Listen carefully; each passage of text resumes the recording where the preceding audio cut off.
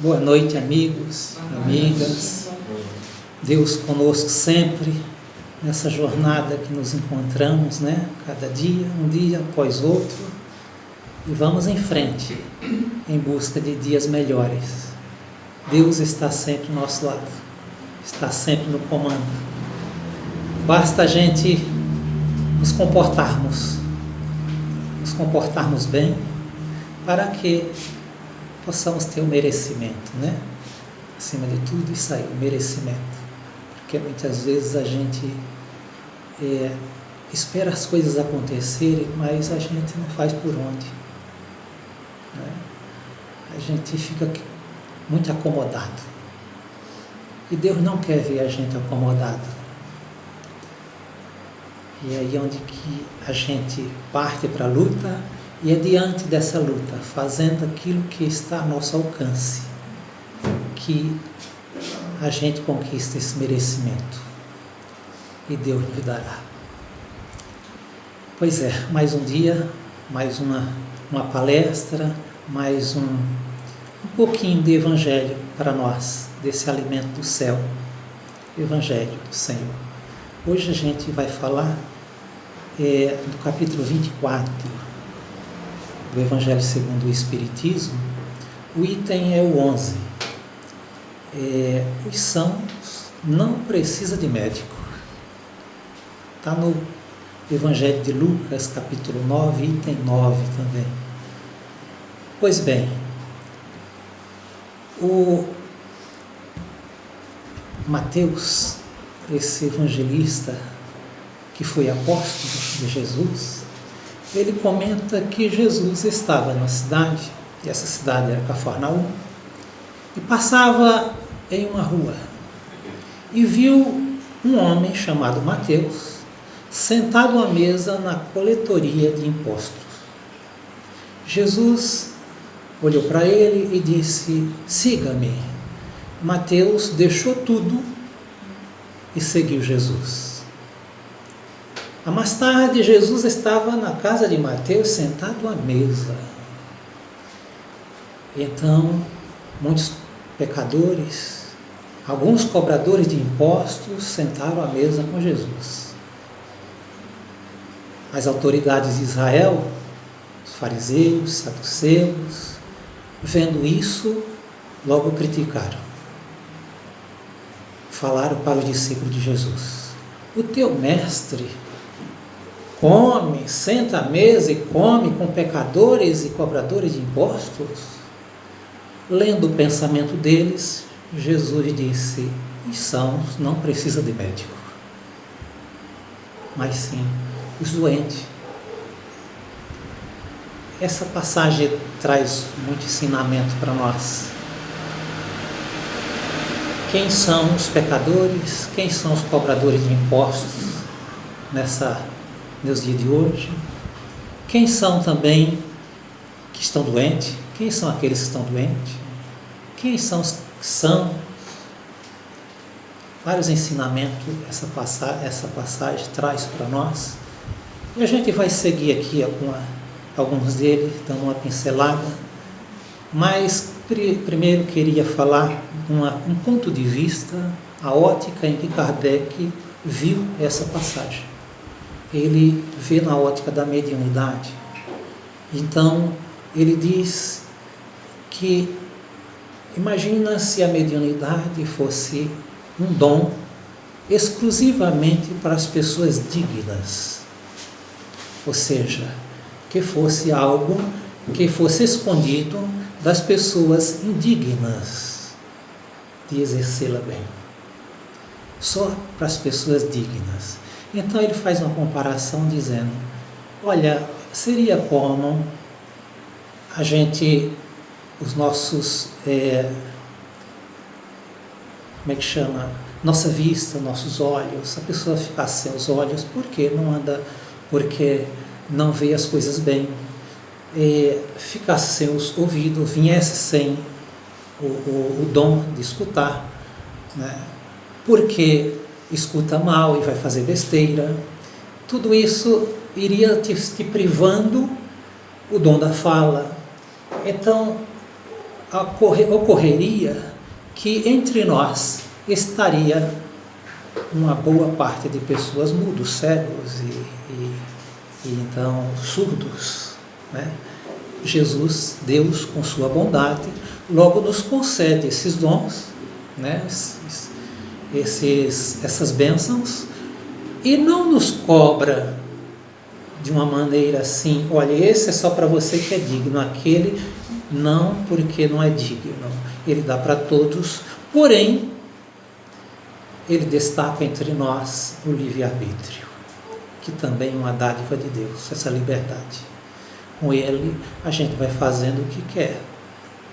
A gente olha, vê e faz a nossa justiça, né? Ouvimos a mesma coisa e falamos também aquilo que vem na boca. É normal, né? Agora vamos responder por tudo aquilo que a gente não fez bem. Essa é a ótica que Kardec olha. Mas também ele aprofunda um pouco sobre o dom da mediunidade, essa dádiva, essa bênção tão grande que é esse dom maravilhoso, né? Que todos nós temos. Na codificação, Kardec colocou que a mediunidade é inerente a todos. Todos nós temos, né? Porém, a grande maioria ainda numa fase estática. A gente escuta muitas pessoas dizer: eu não sinto nada, não sinto arrepio, não vejo nada, não escuto nada, às vezes nem sonho, né? Mas mesmo assim é médio, tem mediunidade. Porém, entre tantos assim, há alguns que têm a mediunidade ostensiva, são aqueles que a gente chama de médium na prática, né? Porque eles escutam, alguns escutam, outros vê, outros dá passagem, outros são sonâmbulos, e aí por diante, né? A mediunidade são 9 dons. Está no livro dos médiuns. Basicamente 9 dons. Como já falei, o dom de ver, né? A vidência, a audição, a audiência, o sonambulismo, o dom de cura, o dom da fala, o médico falante, e aí vai. Porém, as variantes dessas 9 é infinita, infinito. Cada médium tem sua própria particularidade, pois ninguém é igual ao outro. A tua mediunidade não é igual à do fulano, mas eu sou médium psicofonia, tudo bem, mas você não é igual ao outro que é também de psicofonia. Essa particularidade todos nós temos e ninguém é igual ao outro. Mas é justamente essa maravilha que é a criação de Deus. Diversidade, né? Diversidade. Somos diferentes, até nos dons mediúnicos. Meus queridos, o dom da mediunidade é uma beleza. O dom da mediunidade, quando bem cuidado, nos faz tanto bem, nos torna uma pessoa mais compreensível. Porém, para aqueles que não cuidam, aí está o problema. Para aqueles que não cuidam do seu próprio dom, tem o dom ostensivo e não se cuida, logo arrumou um problema para si mesmo, né? Dor de cabeça, dor de estômago, tontura, e aí por diante, né? Levanta apavorado e diz que nada deu certo e não dá mesmo, porque você está na contramão, né? Mas quando a gente é obediente, disciplinado, primeira coisa, disciplina, requer de nós a abnegação de muita coisa. Precisamos abdicar de muitas coisas que o mundo oferece. Das seduções do mundo, a gente precisa ter uma vida mais pacata, né? Observar muito bem aonde estamos andando, por onde estamos indo, que lugar estamos frequentando. Tudo isso envolve a mediunidade para que ela seja bem regrada.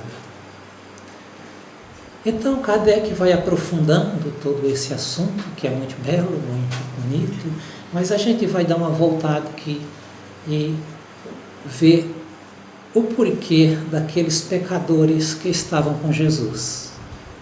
Vamos dar uma olhada também nesse lado. Quem eram aqueles irmãos que estavam com Jesus, pecadores? Eram mulheres prostitutas? Eram homens deficientes? Eu quero dizer para vocês que para o povo judeu, naquela época, as pessoas deficientes eram encaradas como pecadores.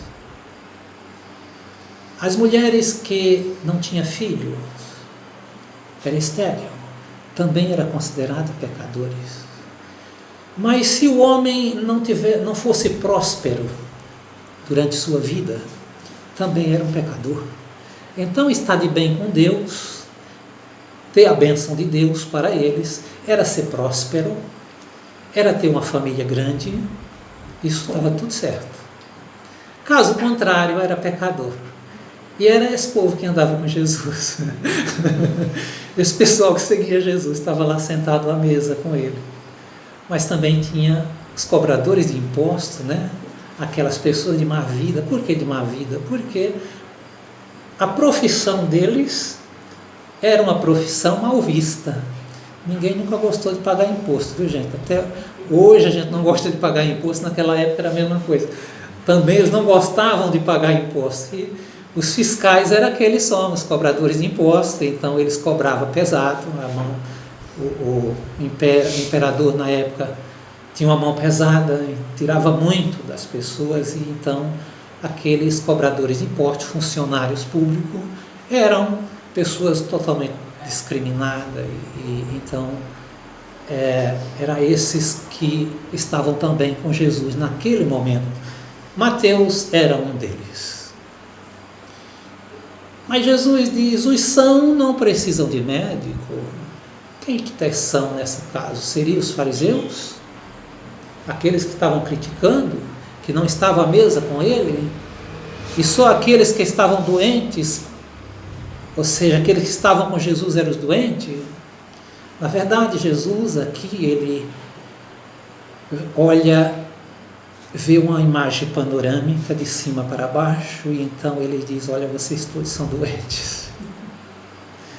Vocês todos estão doentes, porque a terra é isso. A terra é um lugar que só comporta quem é doente mesmo. Só vem para cá quem está doente. A terra é esse hospital. Mas a terra também é como se fosse um presídio. Então você só vai ao hospital se está doente. Você está no presídio porque está devendo para a lei, né? Mas a terra também é uma escola. E é aqui onde a gente nos encontramos com essas três necessidades: pagar nossas contas, recuperar nossa saúde e melhorar o nosso currículo, nosso currículo escolar, né? Então estamos aqui fazendo isso, todos nós necessitados. Por isso Jesus diz: os sãos não precisam de médico. E eu não vim para os sãos, eu vim para os pecadores, para os doentes. Ou seja, ele veio para nós.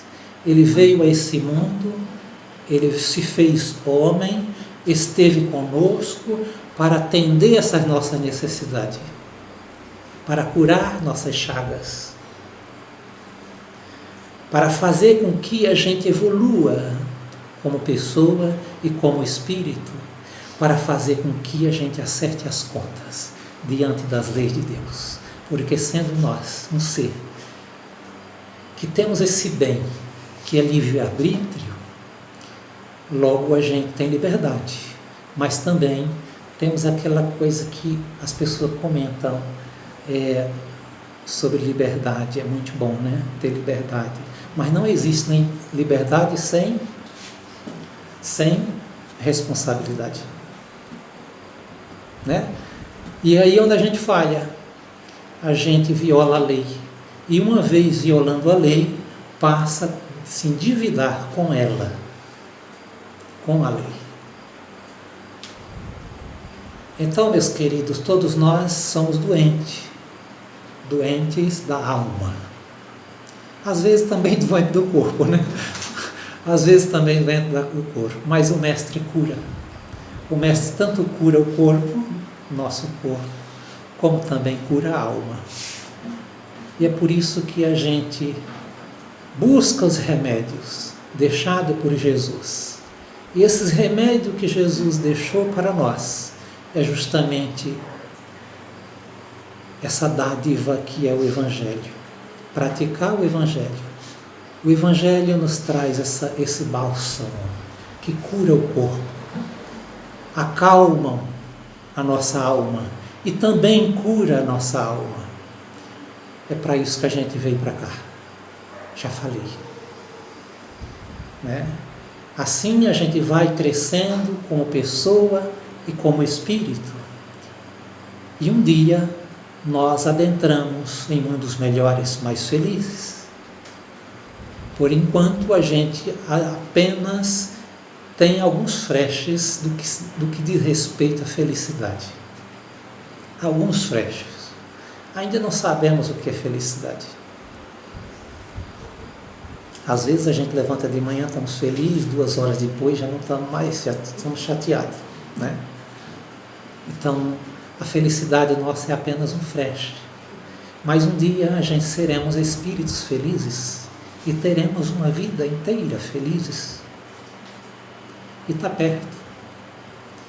Eu sou otimista. Eu sou otimista. E eu acho que a gente deve ser otimista. Porque isso nos faz bem e faz com que a gente lute. Porque, meus queridos, é só olhar para trás. E olharmos aqui, tendo uma visão retrógrada, e você vai ver que quanto mais distante você olha para trás, mas foi mais difícil. Né? Hoje está bem melhor. E se a gente olhar para frente, melhor ficará.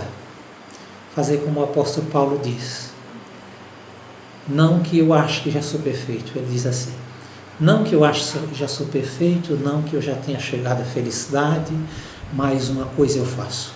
Esqueço o passado e foco no futuro. Ele fez isso. Deixou para nós esse ensinamento para que a gente não fique apegado ao passado, às nossas culpas. Eu fiz isso, o que eu faço agora? Esquece esse passado, foca no futuro e vamos trabalhando com o Evangelho do Cristo, que a gente vence. A gente vence. E cada dia é melhor. Cada dia será melhor. A espiritualidade diz, meus queridos, que da selvageria à angelitude, nós estamos na metade do caminho. Questão 617A, a resposta àquela questão. Da selvageria à angelitude, estamos na metade do caminho. Já andamos bastante, né?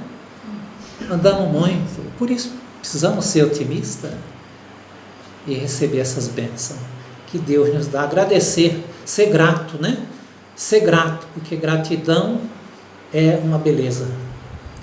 A pessoa que é grato, ele agrada a Deus. Ter gratidão por tudo isso que a gente já recebeu, pelas bênçãos que Deus tem derramado sobre nós. Então, a bênção da saúde, olha quantas mazelas, quantas enfermidades os nossos irmãos pesquisadores, cientistas, adquiriram remédio para que a gente pudesse estar bem. Muitas foram vencidas, outras estão ainda nos incomodando, mas esse grupo de trabalhadores estão sem cessar, trabalhando, buscando soluções. E eles encontrarão, eles vão encontrar para cessar as nossas dores. Meus queridos amigos, mediunidade é isso, voltando a falar um pouquinho de mediunidade. Quando a gente tem o dom da mediunidade ostensiva, precisamos ter um compromisso maior com Deus. Porque quando Deus nos concede essa bênção, esperam de nós algo maior ainda, porque a quem muito é dado, muito será cobrado. Então, se te foi dado bastante, não tenha dúvida que Ele espera de você um pouco mais. Para isso é necessário, volto a dizer, muita disciplina e ler bastante, estudar bastante, adentrar nos grupos de estudo, porque sozinho não é legal. Olha, é bom, estudar sozinho é bom, mas num grupo é melhor. Um grupo de estudo é melhor. Se reúna a um grupo de estudos, que você vai ver que é muito mais produtivo. Alegra-se mais, é muito mais alegre e mais compreensível, porque aquilo que você não entendeu, o outro sopra e aquilo, a ficha cai. É muito interessante o estudo em grupo. Então, o médium precisa estudar, está sempre estudando, buscando se informar. É uma sede que não passa. A gente toma água, estuda, mais estudo, e aquilo, quanto mais você estuda, mais você precisa, porque é muita informação. E quanto mais a gente vai se preparando, mais a gente também tem um relacionamento maior com a espiritualidade. Porque é diante dos nossos esforços que eles vêm ao nosso socorro. Olha, a espiritualidade não trabalha inutilmente só por fazer os outros sorrirem, dar show, não. A espiritualidade maior, eles agem quando há utilidade, o que fazer. E quando eles veem a gente se esforçando e buscando, eles vêm ao nosso socorro. E traz para nós o alento, o socorro, para que possamos exercer bem a nossa faculdade. Contudo, é necessário que a gente tenha disciplina, sem dúvida nenhuma. Ler é bastante, é muito bom ler bastante, mas olhe bem o que vocês estão lendo. Hoje nós temos uma enxurrada de título e mais título, todo dia é lançado livro na praça. Mas a gente precisa dar uma olhadinha para ver o que a gente precisa ler. Sem dúvida nenhuma, a codificação, essa não tem dúvida. As obras subsidiárias têm muita coisa boa, e eu não estou aqui para indicar qual que você precisa ler. Mas eu estou aqui para dar uma dica. E essa dica eu ouvi do Haroldo e eu trouxe para mim e eu quero compartilhar com vocês. Porque o Haroldo diz o seguinte: eu só leio o autor que está onde eu quero chegar. E esse é bom, eu gosto disso. Eu vou repetir. Eu só leio o autor que está onde eu quero chegar. Porque tem muita coisa aí que só é barulho. É barulho. Não, a gente precisa escolher umas coisas mais sérias.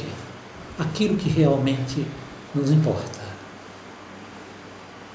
O exercício da mediunidade, meus queridos, o nosso irmão Chico nos dá 3 conselhos. Muito interessante. Primeiro conselho, ele diz que o médium deve evangelizar-se a si mesmo. Porque muitas vezes a gente quer evangelizar os outros, enquanto a gente ainda não foi evangelizado. E aí a gente está na contramão, né? É o carro na frente dos bois. Não. É preciso que a gente evangelize-se primeiro. Aí sim, a gente está preparado para seguir em frente e derramar essa bênção também sobre os outros. Então o médium deve evangelizar-se a si mesmo. O segundo conselho, o Chico diz que o médium precisa ressarçar os elogios. Então, se você é um trabalhador da mediunidade e alguém te faz um elogio porque você fez uma palestra bonita, porque você deu um passe e curou ele instantaneamente, tá? Olha só, só o Senhor é digno de glória. A glória é para Ele, não é tua, não é minha, não é do trabalhador. não é do médium, porque os médios é simplesmente um instrumento na mão da espiritualidade, na mão do Senhor. Um instrumento, nada mais que isso. Se alguma coisa aconteceu através de nós, não fomos nós, já disse, foi através de nós. É o outro que está agindo, e é o Espírito. É o Espírito de verdade, é Jesus que está agindo através de nós. Por isso nós precisamos ressaltar os elogios. Terceiro conselho: o médium deve vacinar-se contra o personalismo. Essa é outra parada também, né? É uma outra parada também difícil. Tudo isso, meus queridos, o nosso irmão Chico deixou para nós esse conselho para que nós, diante do exercício da mediunidade, a gente possa ir navegando dentro do nosso esforço, sem querer avançar mais do que a gente pode, mas também sem esmorecer. Que possamos ter força e coragem, nos entregar e confiar na espiritualidade, confiar em Jesus, assim como Mateus. O Evangelho diz que Jesus, passando por aquela rua, ele viu um homem chamado Mateus, sentado à mesa da coletoria de imposto, e Jesus disse: siga-me. Mateus deixou tudo e seguiu Jesus. Tudo o quê? O que Mateus tinha? O que Mateus tinha que deixou tudo? Mateus tinha muita coisa, gente, igual nós. Tinha muito medo. Tinha muito medo, e ele deixou todo o medo para seguir Jesus. Toda desconfiança, como nós, né? A gente desconfia, não é? A gente desconfia de uma mensagem que a espiritualidade deu. Nós trabalhamos na mesma sala, olha só. Você é trabalhador do mesmo grupo de trabalhadores, aí vai um colega dar uma passagem, o espírito deixa uma mensagem e você fica dizendo: isso não é verdade. Isso não é verdade. Pois é, a gente precisa deixar tudo isso, confiar em Jesus, né? Deixar o medo, deixar essa desconfiança, né? Tudo isso que nos incomoda, porque são tantas coisas que a gente tem muito, né? Além da desconfiança e do medo, a gente tem tantas outras coisas a deixar para trás. O ressentimento. Quanto ressentimento a gente tem? Muito. Mateus deixou para trás o ressentimento para seguir Jesus. Quem sabe ódio? Quem sabe, provavelmente, também deixou para trás para seguir Jesus. A inveja, quem sabe a cobiça, quem sabe ele não queria ser rico, né? Como cobrador de impostos tinha oportunidade, né? Zaqueu era rico, né?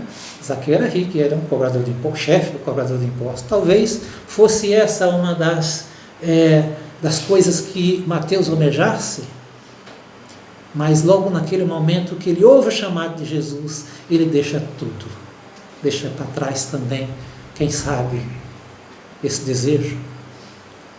Então, meus queridos, como trabalhador de uma casa espírita, todos nós precisamos deixar para trás tudo que não comporta-se, que não se adequa ao Evangelho de Cristo.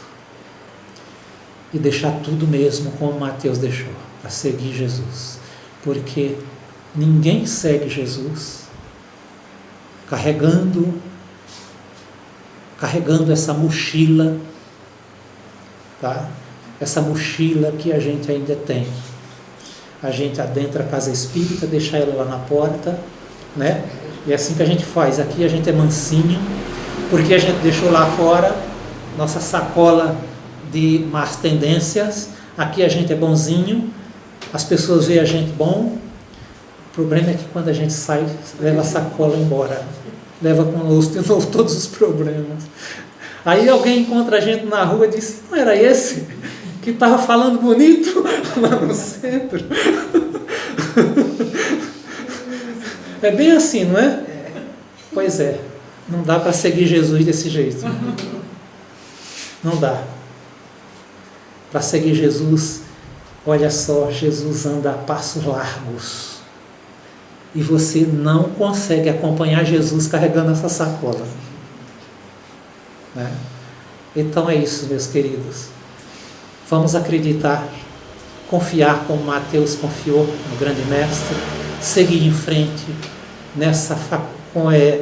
exercendo essa faculdade, praticando cada dia, porque as bênçãos do céu será derramada sobre nós. Você não está só, eu não estou só, nós não estamos só, nós estamos sendo assistidos todos os momentos. Não tenha dúvida, tem um olho nos vendo, tem um olho que está nos vendo. Deus conosco sempre. Muito obrigado.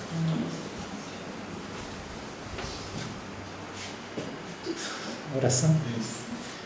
Amado Mestre, quero agradecer, Senhor, por mais esse momento que nos concedeu estar aqui juntos, ouvindo Tua palavra, refletindo um pouquinho sobre o Teu Evangelho, sobre os Teus ensinamentos.